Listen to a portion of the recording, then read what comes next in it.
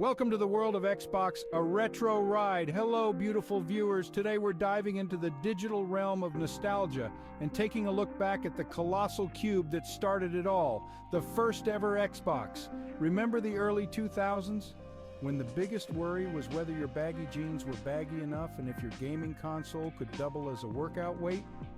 Well, buckle up because we're about to make those worries look like a walk in the pixelated park.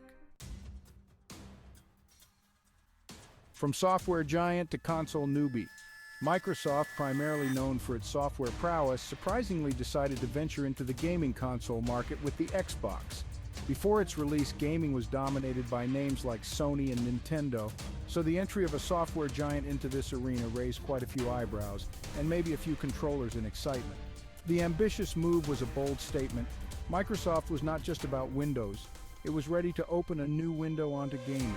The Xbox was an embodiment of this pivot, encapsulating powerful hardware specifications that were unheard of at the time. It wasn't just about playing games, it was about enhancing the gaming experience in every possible dimension.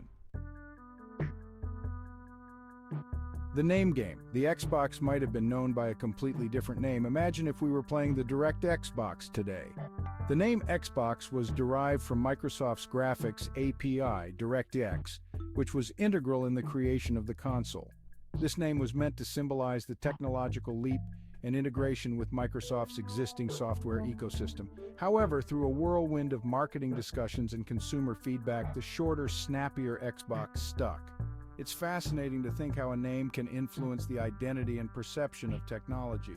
Would Direct Xbox have had the same impact, or would it have sounded too much like a software update rather than a gaming revolution? Hard disk revolution. One of the groundbreaking features of the original Xbox was its built-in hard disk. This wasn't just any component, it was a revolution tucked inside that black and green behemoth. The inclusion of a hard disk allowed gamers to save games directly onto the console, a feature that seems standard now but was a significant leap at the time. It opened up possibilities for more complex games and saved gamers from the tyranny of memory cards. This feature exemplified the Xbox's commitment to not just playing games but enhancing how we interacted with them. It set a new standard for what gamers could expect from their consoles, pushing competitors to rethink their designs. Let's talk about the Duke, the original Xbox controller that was as massive as the console's ambition. Despite its size, which was often criticized for being too large for the average human hand, it gained a sort of cult following. The Duke was the first introduction many gamers had to features like the left and right triggers and dual analog sticks, which are now standard.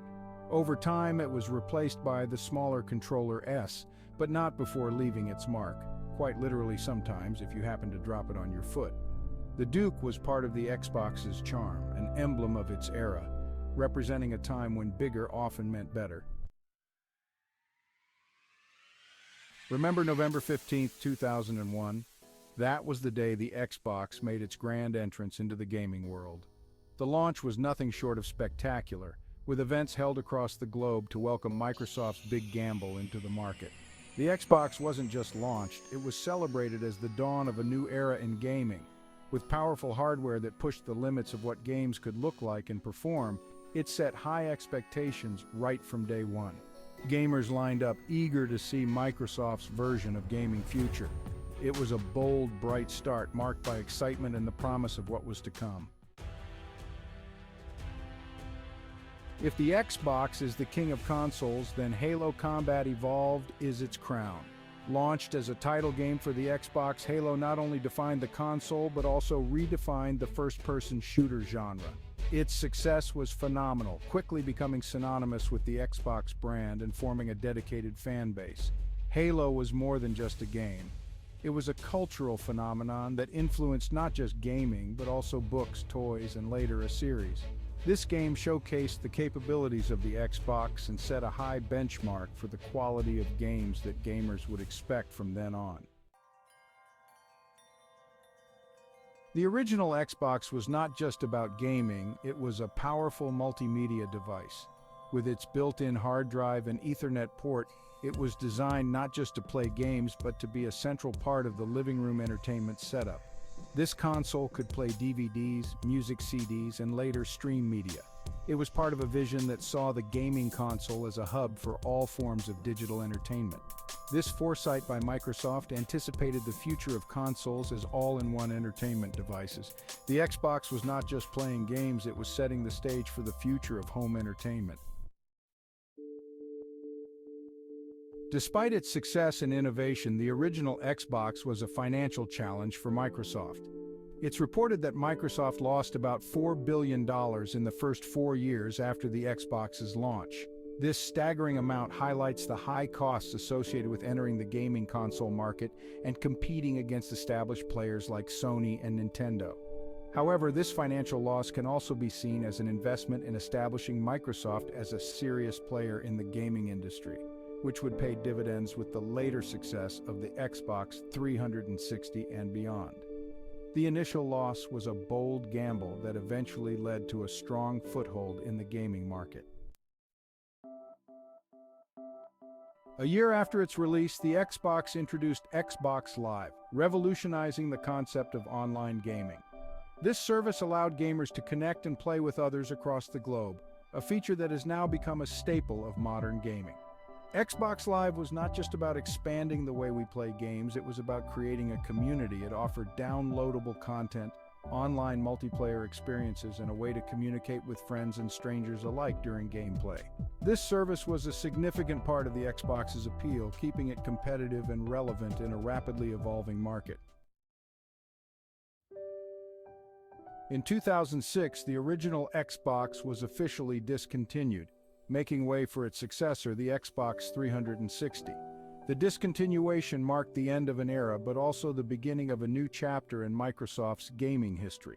The Xbox 360 would go on to address many of the original's shortcomings and build on its strengths, continuing to shape the landscape of gaming. The original Xbox left a lasting legacy, influencing not only future Microsoft products but also the entire gaming industry. It was a bittersweet goodbye to a console that had brought so much innovation and joy to gamers around the world. It's hard not to get a bit nostalgic about old tech, isn't it? Like remembering the time when saving a game didn't involve navigating through an endless cloud, but was just a matter of having enough space on your console's hard drive. Make sure to like and subscribe if you enjoyed this blast from the past. Stay tuned for upcoming playlists where we'll dive into the evolution of Xbox models and sprinkle in some PlayStation facts for those of you who still can't decide between green and blue.